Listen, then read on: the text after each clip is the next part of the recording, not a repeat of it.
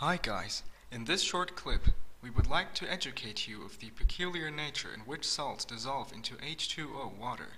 In the case of salts, it does not suffice to simply form a general rule to which all salts would adhere.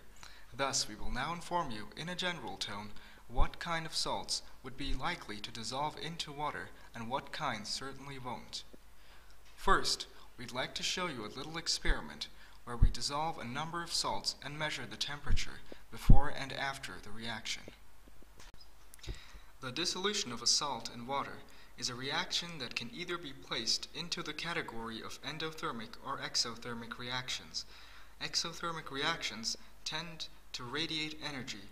All reactions of oxidation, more commonly known as burning, are exothermic. Thus, they release energy in the form of heat and light. Analogically, if dissolving a salt increases the temperature of the water it got dissolved in, we can safely speak of an exothermic reaction. Whether or not a salt will dissolve is determined by two factors, entropy and enthalpy. Entropy is a measurement for the probability of the desired dissolved state. If the entropy equal to 0, the salt would be inherently incapable of dissolving in water.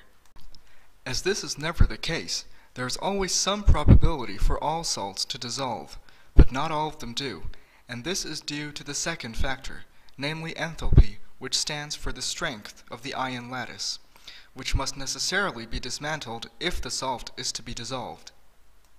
We can better understand what dissolution really means when we look at it on the molecular level.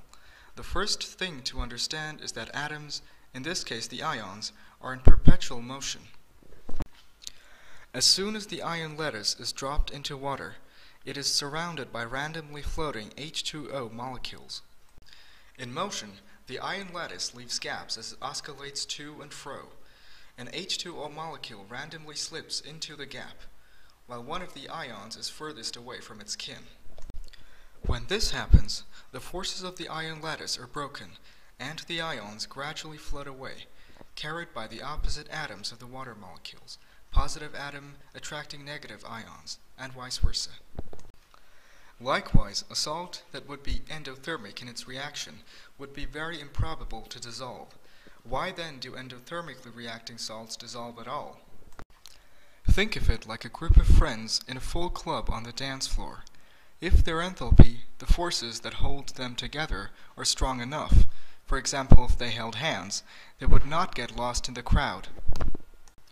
If, however, their enthalpy was weak, say if they were drunk and disoriented, they'd be way more likely to get lost, analogous to the dissolving of ions into a sea of water molecules.